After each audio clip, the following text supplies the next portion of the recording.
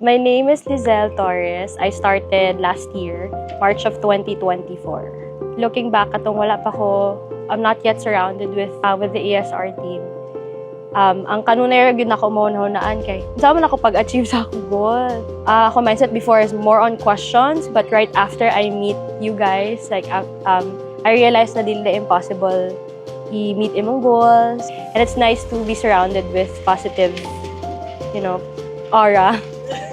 Oo, sa mga tao. Dako siya actually yung change. Ako main goal ra gyud ma'am. Ni sulod ko sa real estate is to come up with a money para sa akong business.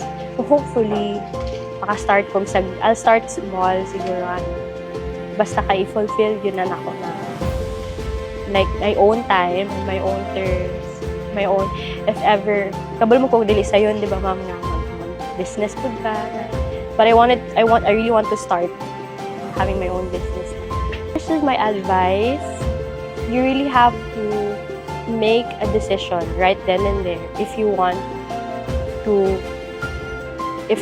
venture in real estate.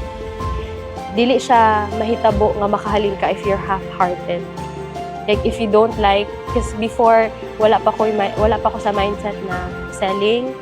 My mindset also for sales agents are they're like pushing you to, buy their product.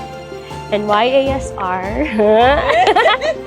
Very natural sa mga tao sa ASR na mutabang sa imuha. You wouldn't feel na, nakoy sale, dili ti katabangan. So wala giingonan. Even sila pa mismo ang moingon sa imuha, sa imuhang need.